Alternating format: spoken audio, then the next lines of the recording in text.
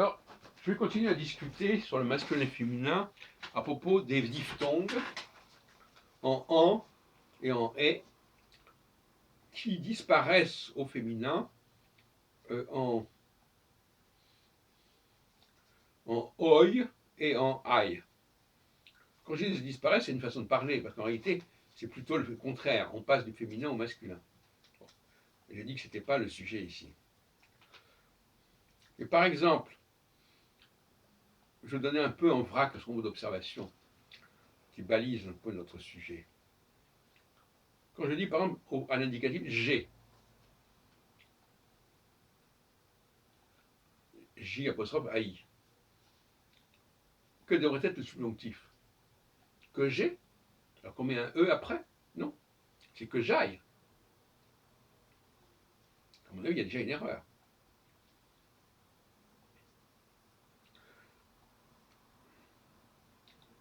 Si je prends la forme anglaise pour dire blanc, white, white, pourquoi est-ce qu'on prononce white alors qu'il n'y a qu'un seul I? Il y a une lettre qui manque, il y a une voyelle qui manque. On retrouve dans cette voyelle en allemand. On a Weiss, W-E-I-2-S. Là, on comprend pourquoi il y a le I, mais pas dans le white. Donc là, il y a une lettre qui manque, qui est un A qui manque, qui est sous-entendu. Vous préférez. Donc là, la prononciation n'a pas à être modifiée, mais c'est l'orthographe qui doit être modifiée. Dans certains cas, c'est exactement ça qui se produit.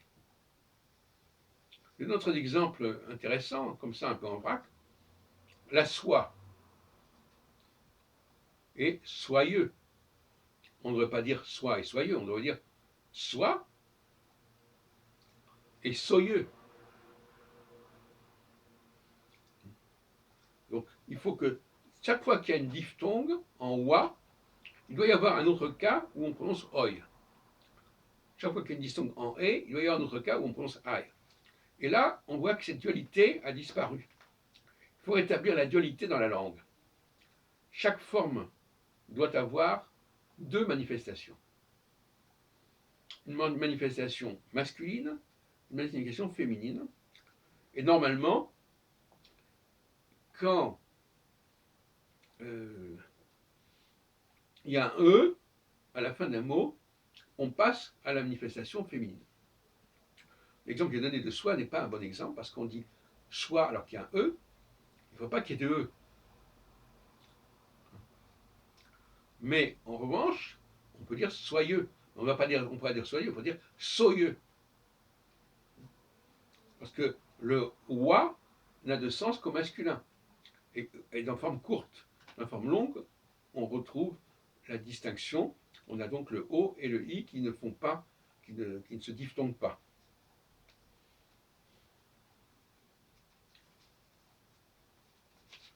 Alors j'ai trouvé d'autres exemples. Par exemple, la loi est loyale. Bon. Normalement, on devrait dire loi et loyal. Loyal. Comme font les Anglais, ils disent loyal. Ils disent low, elle a W, bon, mais loyal. Normalement, il est inconcevable de prononcer le OI OA quand il est suivi d'autre chose. Que ce soit un E, mais que ce soit aussi, par exemple là, un AL. Qu'est-ce que j'ai pu noter encore d'intéressant? Alors, je change un peu de sujet. Je reviens à ce fameux débat sur le ING, dont on nous dit que c'est typiquement anglais. C'est pas du tout anglais, c'est français. Il y a le bain, B-A-I-N, et se baigner. Le bain, c'est la forme contractée, diphtonguée, et se baigner, on ne devrait pas dire se baigner, d'ailleurs, on devrait dire se baigner. Puisque le GN est bon.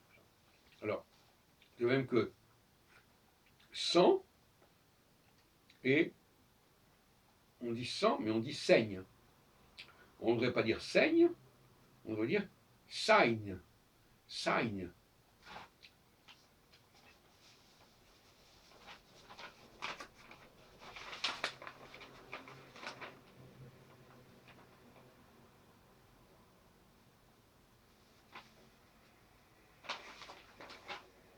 Voilà, donc un certain nombre d'observations que j'ai faites. Alors, quelle conclusion tirer de ces observations?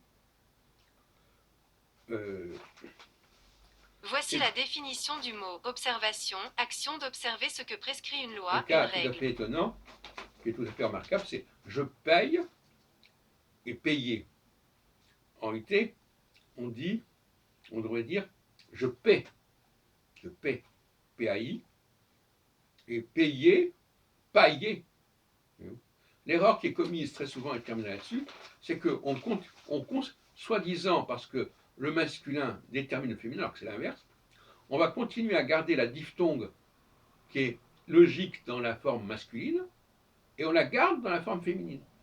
Grand ne devrait jamais donner grande, on devrait donner grande. Et l'anglais le font tout à fait correctement.